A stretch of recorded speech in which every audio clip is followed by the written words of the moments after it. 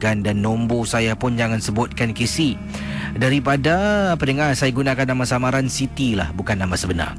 Kata Siti, saya pernah diganggu di waktu malam ketika hamil anak yang pertama. Perkara ini berlaku sekitar tahun 80-an Casey. Dan 80-an juga memang cukup hot tentang kemunculan makhluk ataupun katanya di sinilah yang dipanggil sebagai hantu kom-kom. Waktu tu saya hamil, dah masuk 3 bulan. Saya tinggal di rumah saya dululah sebelum berpindah. Dahulu rumah saya di kawasan Bedok. Bedok North, Street 3. Siap sekali nasib baik tak sebut nombor blok. Okey, kata beliau, Siti bukan nama sebenar. Saya sedang baring di dalam bilik. Suami saya bertugas shift malam.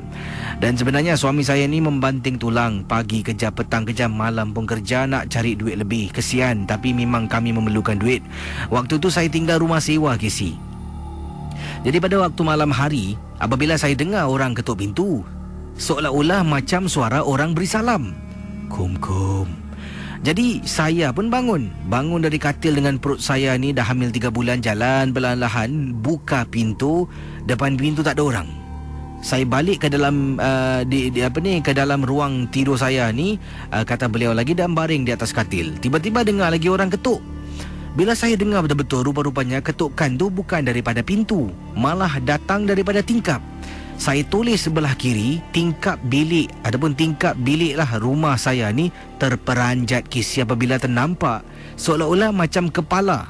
Saya rasakan mungkin makhluk penanggal yang berada di tingkap bilik. Bila kelihatan benda tu memang meremang dan takut.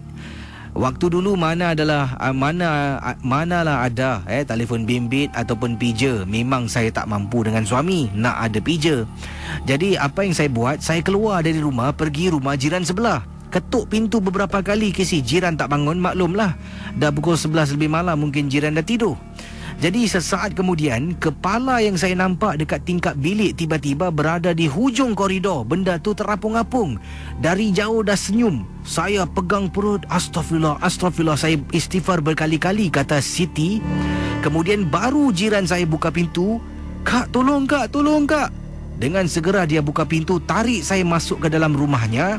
Tutup pintu, kemudian pintu besi pintu rumah digegarkan. Ingat lagi Casey, pengalaman ini memang menyeramkan. Sesaat itulah saya ni Casey memang takut nak duduk rumah seorang diri. Setiap kali suami bertugas malam, saya akan tinggal rumah jiran.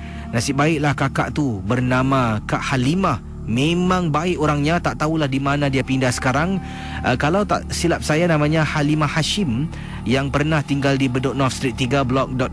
Saya nak ucapkan ribuan terima kasih kerana seolah-olah menjadi macam ibu angkat saya ketika saya hamil anak yang pertama. Terima kasih Casey dan juga selamat tengah malam. Saya akan ke hujung talian, silakan 669 1189.